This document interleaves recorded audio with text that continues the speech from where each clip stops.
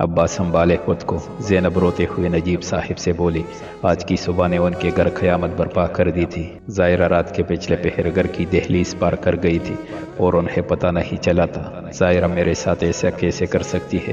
وہ بچوں کی طرح پوٹ پوٹ کر رو دیے۔ ابا، اس جیسی خود غرض انسان سے کچھ بھی توقع کی جا سکتی ہے؟ زوار غصے سے بولا۔ غم و غصے کی شدت سے اس کی آنکھیں لال ہو رہی تھی۔ مجھے لگ رہا ہے کچھ غلط ہوا ہے، ظاہرہ میرے ساتھ ایسا نہیں کر سکتی۔ ان کے رونے میں مزید شدت آئی۔ یہ خط وہ ہمارے منہ پہ مار کے گئی ہے، ہماری عزت کا جنازہ نکال دیا اس نے۔ مجھ جیسے غافل بھائی کے ساتھ یہی ہونا چاہیے، زوار چیخ کے بولا۔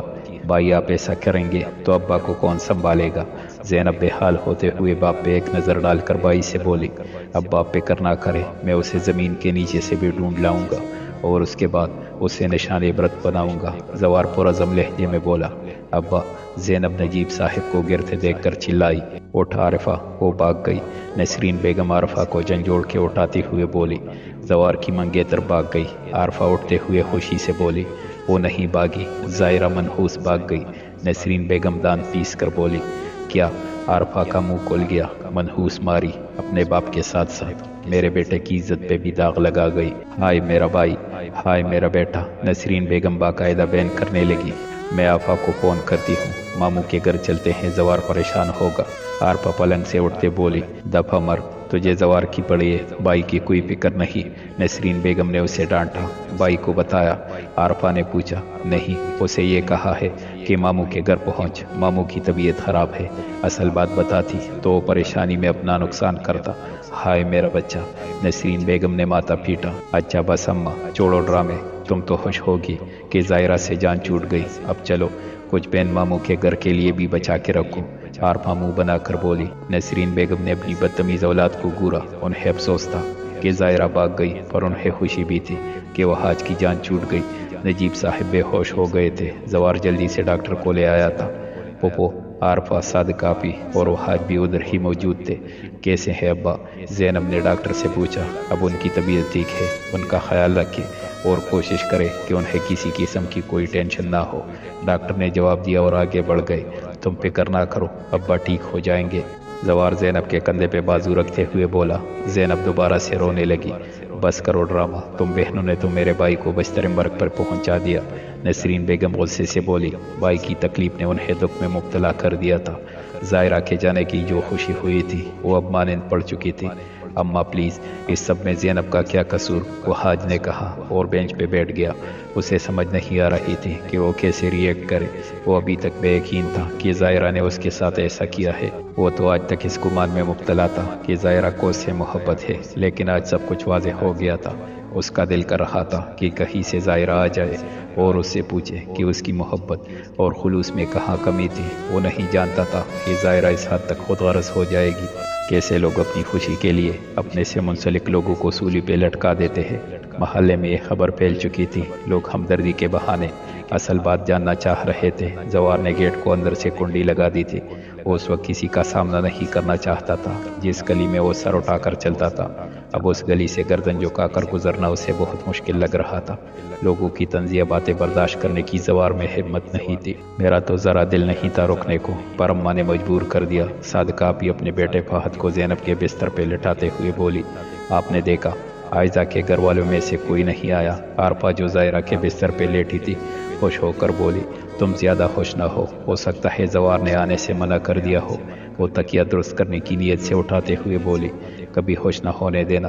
مجھے لگتا ہے کہ ظاہرہ کے بھاگ جانے کے بعد اب زوار کا رشتہ نہیں ہوگا۔ یہی ہوتا ہے ہمارے معاشرے میں، لڑکی گھر سے بھاگ جائے تو گھر والوں کی زندگی بھی مشکل ہو جاتی ہے۔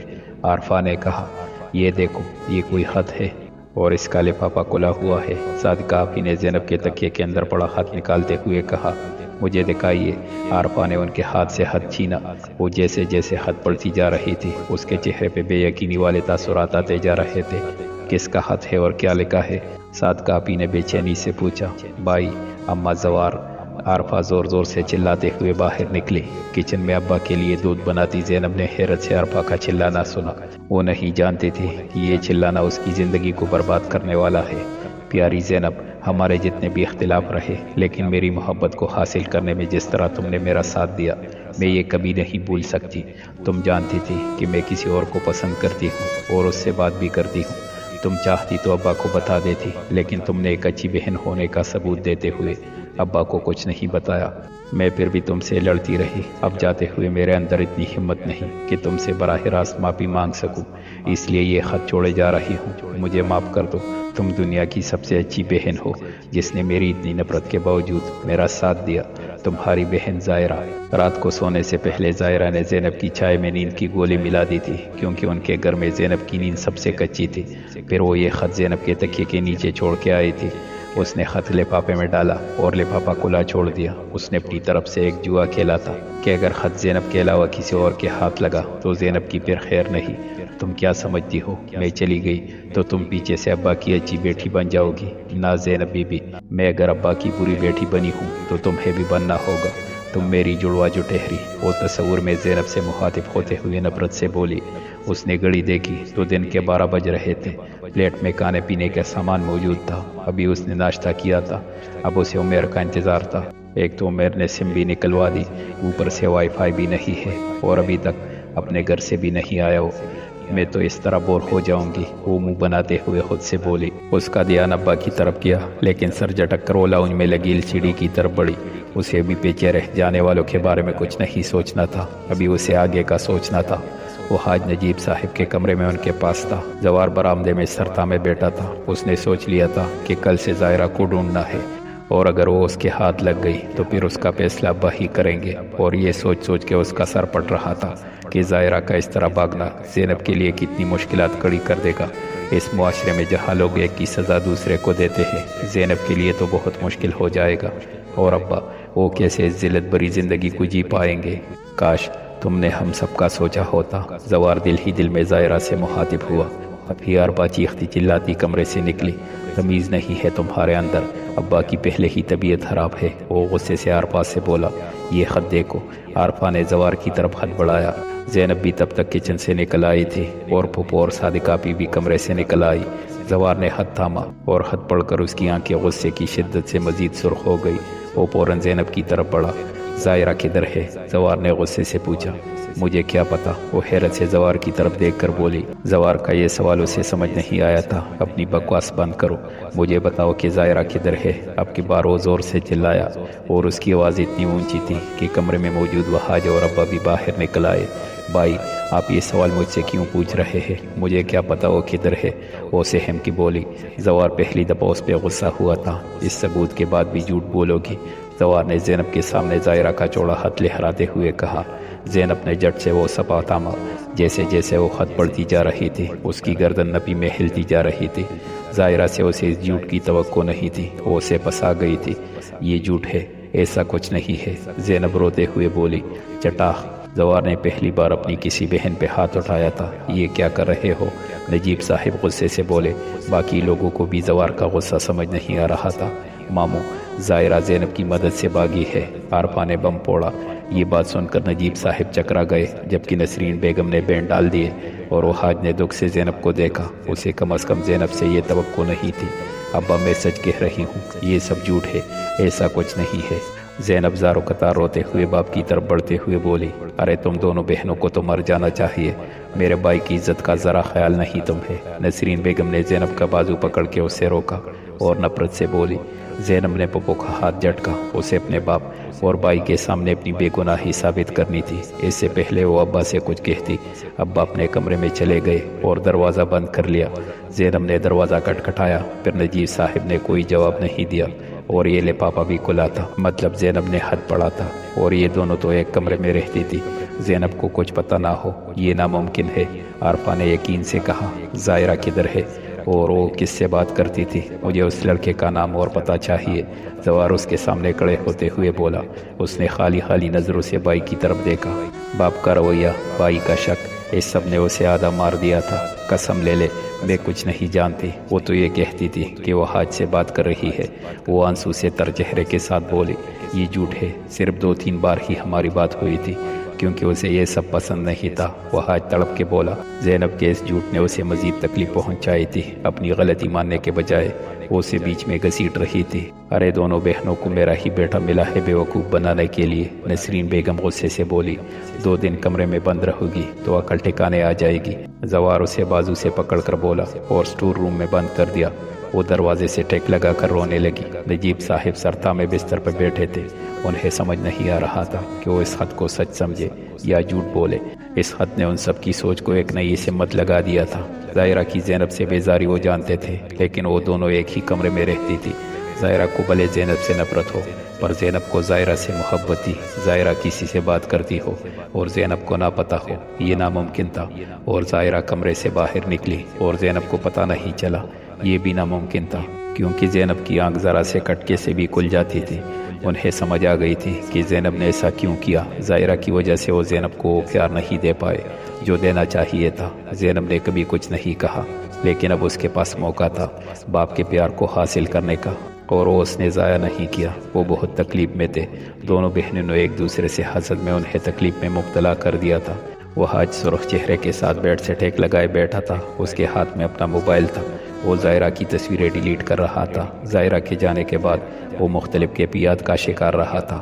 پہلے وہ بے یقین تھا، پھر وہ دکھی ہوا، پھر اسے ظاہرہ پہ غصہ تھا، اور اب اسے ظاہرہ سے نفرت ہو رہی تھی۔ اسے خود پہ بھی غصہ تھا کہ اس نے ایک بری لڑکی سے محبت کی تھی، جو باپ بھائی کی آنکھ میں دھول جھونک کر ایک غیر مرد کے سنگ چلی گئی تھی جس کا کردار اچھا نہیں تھا۔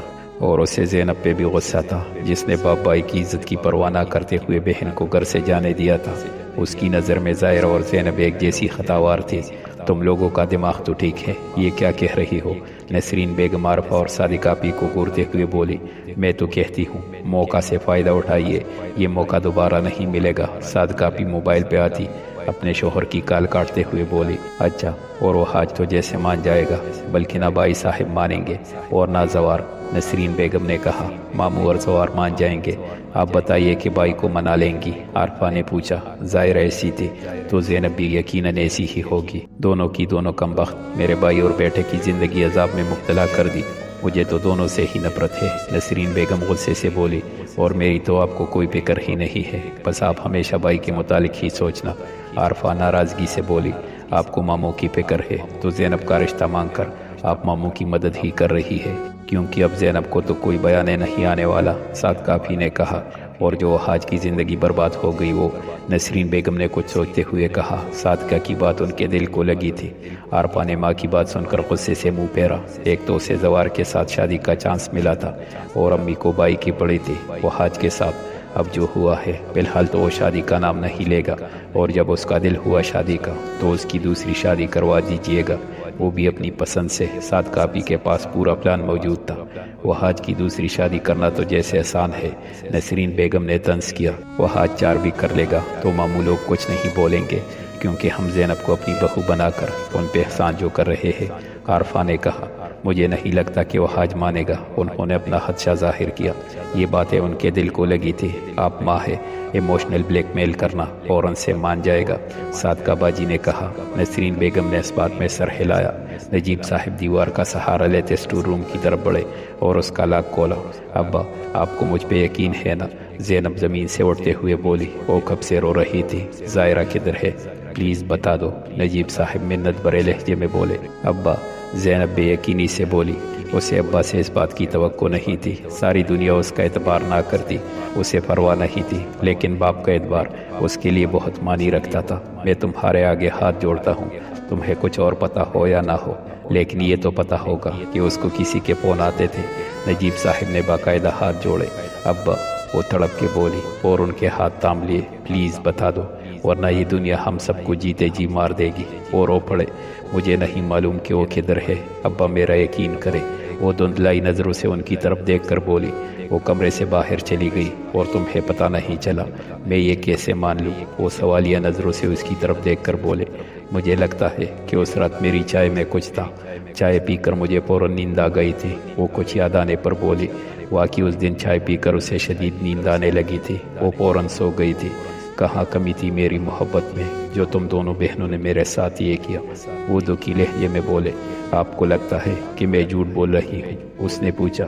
آپ کسی کی بھی قسم لے لیں، میں واقعی نہیں جانتی کہ وہ کدھر ہے۔ وہ دونوں ہاتھوں سے چہرہ صاف کرتے ہوئے بولی۔ اس سے پہلے نجیب صاحب کچھ کہتے نسرین وہاں آ گئی۔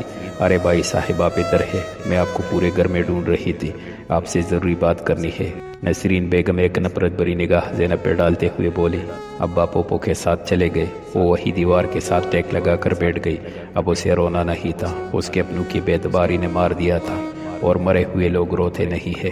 کدھر جا رہے ہو؟ عبید صاحب نے لاؤنج کے داخلی دروازے کی طرف جاتے عمیر سے پوچھا۔ وہ دوست کی طرف، وہ گھبرا کر بولا۔ شام ہونے والی تھی، اسے ظاہرہ کے پاس جانے کا ٹائم نہیں ملا تھا۔ اپنی یہ آوارہ گردیاں چھوڑ دو، کل سے تم نے واپس آنا ہے، اور بلا ضرورت دوستوں کی طرف جانے کی کوئی ضرورت نہیں ہے۔ اپنے کیریئر پہ فوکس کرو، وہ سخت لہجے میں بولے۔ لیکن ابھی تو میرا رزلٹ نہیں آیا، وہ منایا۔